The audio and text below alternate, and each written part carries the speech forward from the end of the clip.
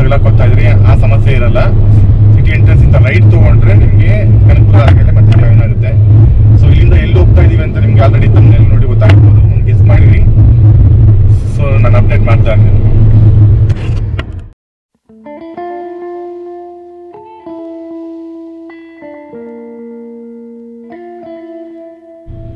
Check post reach ಆಗಿದ್ವಿ. Actually ಮೊದಲೆಲ್ಲ liquor ಎಲ್ಲ ತೊಗೊಂಡು ಹೋಗ್ಬಿಡ್ತಾ ಇದ್ರು, ಕುಡಿದ್ಬಿಟ್ಟು ನೀರಲ್ಲಿ ಬಿದ್ದು ಸಾಯ್ತಾ ಇದ್ರು. ಅದಕ್ಕೋಸ್ಕರ ಅವಾಯ್ಡ್ ಮಾಡಲಿಕ್ಕೆ ಈಗ ಚೆಕ್ ಪೋಸ್ಟ್ ಇದೆ. ಏನೋ ಚೆಕ್ ಮಾಡ್ತಾರೆ ಏನೋ ಗೊತ್ತಿಲ್ಲ.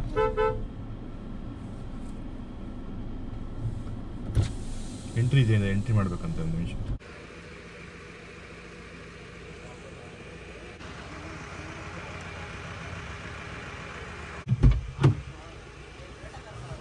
ಆಯ್ತಾ ಎಂಟ್ರಿ?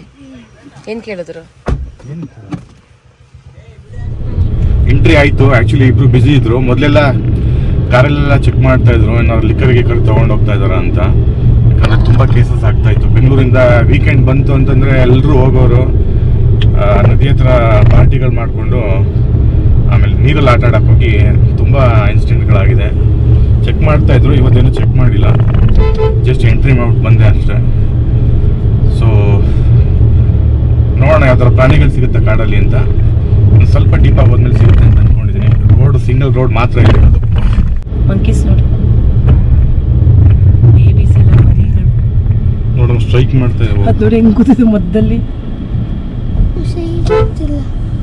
ಕೊಡ್ತಾರೆ ಅಂತ ಬರ್ಬೇಕಾದ್ರೆ ನಾವು ತಗೊಂಬರೋಣ.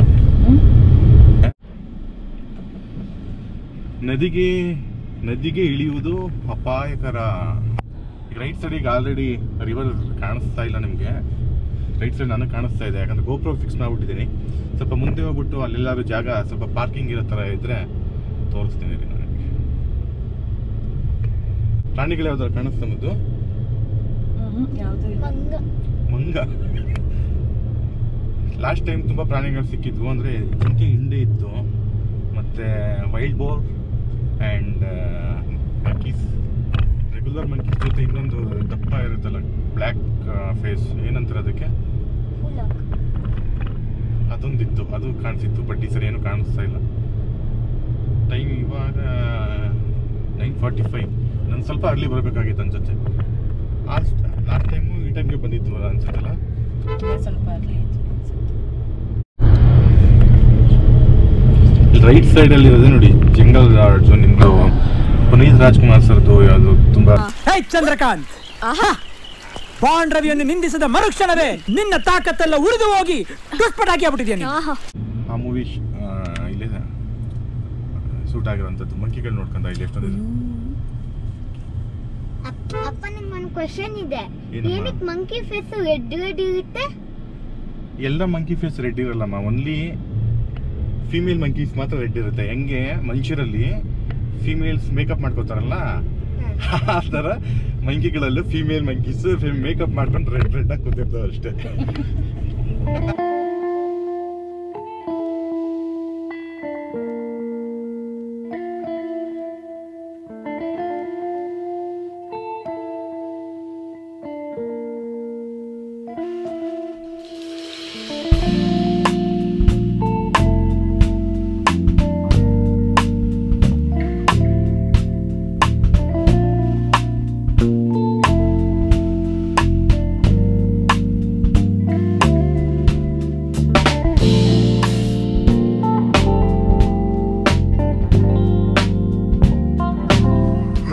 ಪ್ರತಿ ಎಷ್ಟು ಚೆನ್ನಾಗಿದೆ. ಕೈ ಇಲ್ಲ ಪಾಪ, ಒಂದ್ ನಿಮಿಷ ಇರು.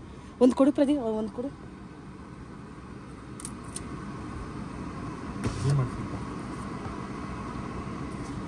ಎಷ್ಟು ಚೆನ್ನಾಗಿ ಕೇಳ್ತದೆ ಪ್ರತಿ. ಇದು ಇಳಿಸಿ ಏನ್ ಮಾಡಲ್ಲ, ಅದು ಹತ್ತ ಬರ್ಲಿಲ್ಲ.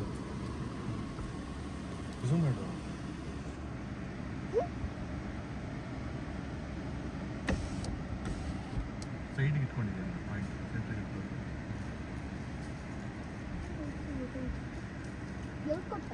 ಒಂದೇ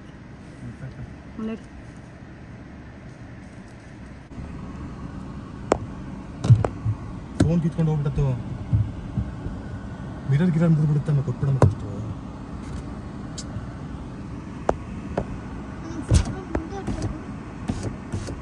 ಸಾಕಷ್ಟೇ. ಕೋಪ ಬಂದ್ರೆ ಮುರಿದ್ಬಿಡುತ್ತೆ ಮಿರರ್ ಗೌತಮಿ. ನಂಗೆ ಭಯ ಆಗ್ತಿದೆ, ಪ್ಲೀಸ್ ಕೊಟ್ಬಿಡು.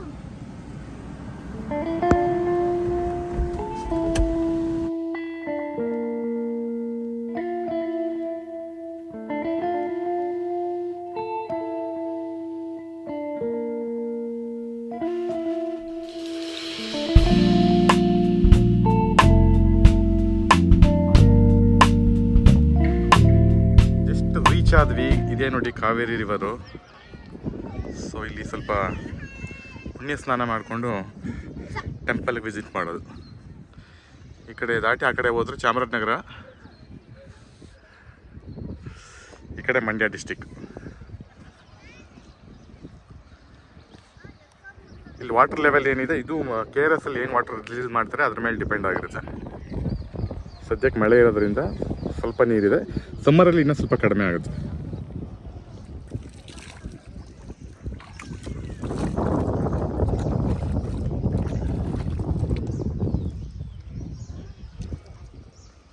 ಇಷ್ಟು ವಾಟರ್ ಲೆವೆಲ್ ಇದೆ. ಮೊನ್ನೆ ಮಳೆ ಆಯ್ತಲ್ಲ, ಮಾನ್ಸೂನ್ ಶುರುವಾದಾಗ ಈ ನೀರು ಅಲ್ಲಿ ಹಸುಗಳು ನಿಂತಿದೆಯಲ್ಲ, ಅಲ್ಲಿ ಯೆಲ್ಲೋ ಕಲರ್ ಕಾಣಿಸ್ತಾ ಇದೆ ನೋಡಿ, ಅಲ್ಲಿ ತನಕ ಹರಿತಾ ಇತ್ತಂತೆ. ಕೊನೆಯಲ್ಲಿ ಇರೋ ಒಂದು 2 ಮನೆಗಳನ್ನ ಖಾಲಿ ಮಾಡಿಸಿದ್ರಂತೆ, ಸೇಫ್ಟಿ ಮೆಜರ್.